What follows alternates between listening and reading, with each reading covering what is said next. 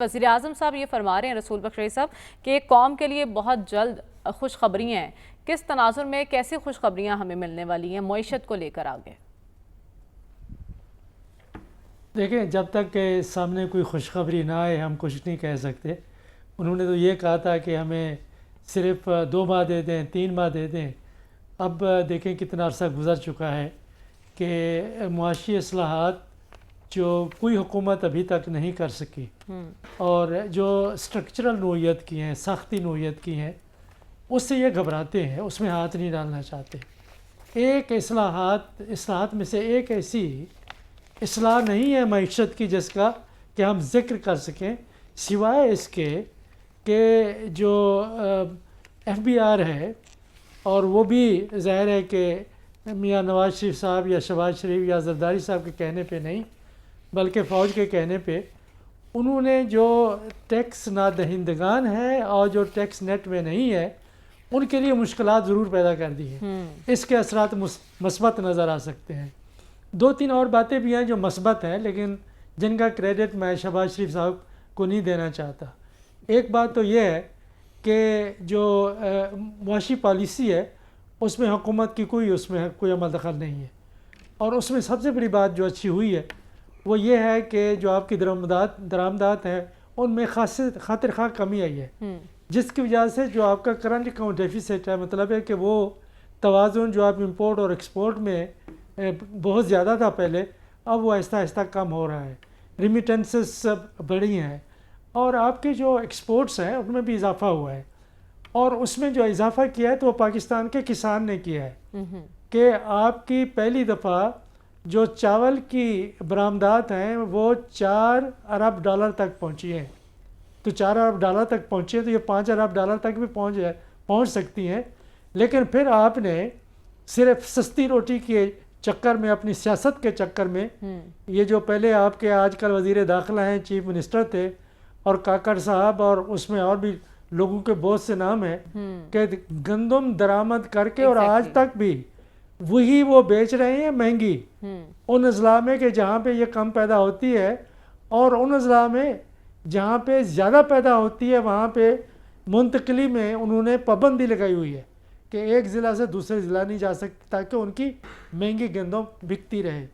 تو اصلاحات نہیں ہوئی لیکن کچھ معاشی استحکام ضرور آیا ہے. اور دوسری بات، میں 2 باتیں اور کرنا چاہتا ہوں جن کا ذکر رونے دھونے میں تو ہم ضرور کرتے ہیں کہ جی عوام مر گئے، لیکن عوام نے اپنی قبریں خود کھودی ہوئی ہیں. معاشی قبریں کیسے کھودی ہوئی ہیں کہ بچے 6 ہیں، 7 ہیں، 5 ہیں، 3 ہیں، اس کے اوپر کوئی بندہ نہ کوئی ڈرامہ بنتا ہے، نہ یہاں کوئی تقریر کرتا ہے، نہ کوئی مذہبی پروگرام ہوتا ہے، نہ کوئی سماجی پروگرام ہوتا ہے. لوگ نہیں افورڈ کر سکتے، بڑی فیملی آج کل کے مہنگائی کے دور میں. ان کو ذرا بتائیں کہ آپ تھوڑا سا نہیں، بہت زیادہ ہے انقلابی اقدامات کرنے ہوں گے. دوسری بات یہ ہے کہ جو مہنگائی ہے اس کا تعلق اس علاقے سے ہے جہاں آپ رہتے ہیں. کہ میں سمجھتا ہوں کہ اگر آپ دیہاتوں کی طرف جائیں، ہم سبزی وہاں پہ بیچ نہیں سکتے، لوگوں کو مفت دے رہے ہیں. 10 روپے کلو، 15 روپے کلو، 20 روپے کلو. آپ DHA اسلام آباد میں یا DHA لاہور میں چلے جائیں، وہاں آپ کو مختلف ریٹس ملیں گے. ایک شہر میں 5 مختلف جگہوں پہ آپ کو 5 مختلف ریٹس نظر آتے ہیں. تو جہاں پہ کم سے کم نرخ ہے وہاں پہ آپ ظاہر ہے کہ لوگ مفت تو نہیں دے رہے، نفع کما رہے ہیں. تو ظاہر ہے کہ جو ایک بہت بڑی اصلاحات کی ضرورت ہے کہ آپ نے کاشتکار اور منڈی کا آپس میں جو تعلق ہے، وہ جو روایتی چل رہا ہے اس کو کچھ چھیڑنے کے لیے تیار نہیں. بجلی آپ کی مہنگی ہے، اس لیے آپ کی 27% جو کھپت ہے اس کی بجلی کی وہ کم ہوئی ہے. 17% ہے، 27% ہے.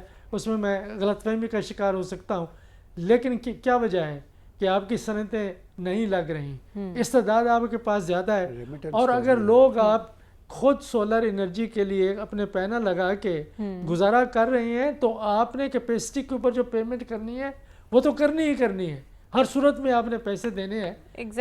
یہ اصلاحات تھیں کہ نہ پی اے یہ پرائیویٹائز ہے، بہت ضرورت ہے لیکن کچھ معاشی استحکام ضرور آیا. رسول بخش رئی صاحب، افغان سرزمین کا استعمال ہو رہا ہے، کیسے روکا جائے اس کا استعمال؟ 3 اقدامات کرنے کی ضرورت ہے. ایک یہ ہے کہ جو یہاں پہ ان کو داخلی طور پر حمایت کرتے ہیں لوگ، ان کی نشاندہی کرنا بڑا ضروری ہے، کیونکہ جب تک کہ ہم اس تعلق کو ختم نہیں کریں گے اس وقت تک ہم کامیاب نہیں ہو سکتے۔ دوسری بات یہ ہے کہ ہمیں جو ماڈرن اکوپمنٹ ہے انٹیلیجنس گیدرنگ کا، وہ اس میں ہمیں سرمایہ کاری کرنے کی ضرورت ہے کہ کہیں بھی کوئی بات ہو، کہیں پہ بھی وہ موجود ہوں، تو اس سے پہلے کہ وہ کوئی ہمارا نقصان کرے ان کا خاتمہ کرنا ضروری ہے۔ تیسری بات یہ ہے کہ جو سیاسی اونرشپ ہے اس دہشت گردی کے خلاف جنگ کی، وہ ہونی چاہیے۔ میرے خیال میں کہ سیاسی جماعتیں 26 ترمیم کرنی ہو یا اپنے قسم کے قوانین بنانے ہو، ان کو اب کتنا اب سرگرم دیکھتے ہیں۔ ہمارے نوجوان، ہمارے فوجی، ہمارے پولیس کے لوگ روزانہ شہید ہو رہے ہیں کسی یا ایسے ہی ایک فرضی سے ایک گھسا پٹا بیان آ جاتا ہے۔ آپ کہہ رہے ہیں اس تناظر کے خطا ہی دونوں ہوگا اور پوری قوم کو سیکیورٹی فورسز کے پیچھے کھڑا ہونا ہوگا۔ رسول بخش رئی صاحب، آپ کی نظر میں جنگ کا دائرہ صرف فریقین تک محدود رہے گا؟ دیکھیں، جنگ کی نوعیت کو سمجھنے کی کوشش کریں کہ یہ وہ جنگ نہیں ہے جو آپ نے دوسری جنگ عظیم میں دیکھی تھی۔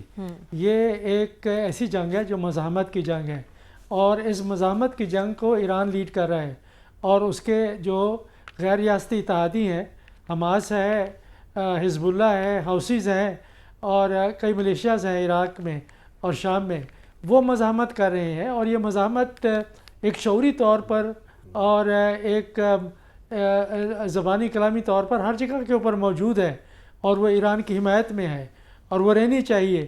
کہ طاقت کا توازن اسرائیل کے حق میں اس لیے نہیں ہے کہ اسرائیل کی اپنی طاقت ہے، اسرائیل مستعار لے رہا ہے یہ طاقت امریکہ کی۔ امریکہ کے بغیر اسرائیل زیرو ہے، ایک دن نہیں چل سکتی اس کی حکومت۔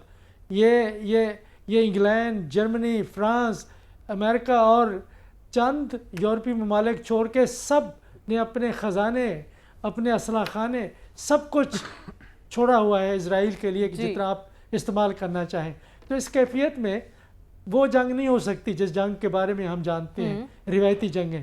یہ غیر روایتی جنگ ہے، اسرائیل کو یہ بات حاصل ہے، اور یہ روایتی جنگ نہیں بلکہ یہ مزاحمتی جنگ ہے۔